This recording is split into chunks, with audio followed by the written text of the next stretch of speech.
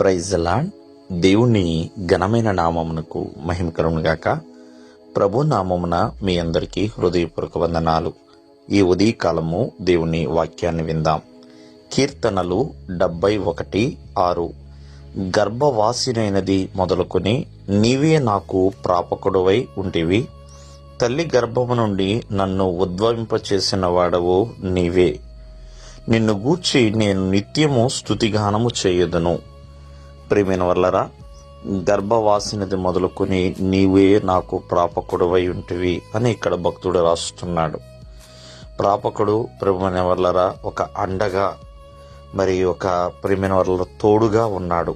అంతేకాకుండా తల్లి గర్భం నుంచి ఉద్భవింపజేసిన వాడవు నీవే, అంటే ప్రియమైన వల్ల పుట్టించిన వాడవు నీవే. ఇక్కడ మనం జాగ్రత్తగా ఆలకిస్తే మరి దేవుడు మనకి తోడుగా, నీడగా, అండగా ఉండి ఇలాగా ఈనాటి వరకు కూడా దేవుని యొక్క కాపుదలలో, భద్రతలో ఇలా సంవత్సరం మొదలుకొని సంవత్సరాంతం వరకు కూడా దేవుడు కాపాడుతూ వస్తున్నాడు. మరి సుమారుగా చెప్పాలంటే ఈ యొక్క 2025 సంవత్సరంలో 10 మాసములు దేవుడు మనల్ని కాపాడి ఉన్నాడండి. మరి అటువంటి దేవాది దేవునికి నిత్యము స్తుతిగానము చేయాలి. ఆనాడు ఇర్మియాతో దేవుడు చెప్తున్నాడు ఏమనంటే, తల్లి గర్భములో పిండముగా రూపింపబడక మునిపే నేను నిన్ను ఎరిగితిని, ఏర్పరచుకుంటుని, ప్రతిష్ఠించితిని అన్నట్లుగా. ప్రియమైన వల్లరా, అలా ఇర్మియాను కూడా దేవుని యొక్క పరిచర్య కొరకు ప్రతిష్ఠించుకున్నాడు.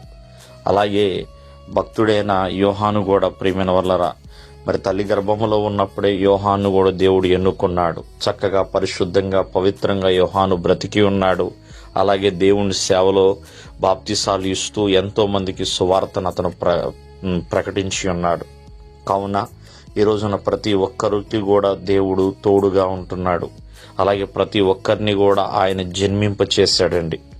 అవునా, మరి మనకి తోడుగా, నీడగా, అండగా, క్షేమాన్ని దేవుడిచ్చిన ఆ దేవాది దేవునికి నిత్యము స్తుతి యాగము చేయాలి.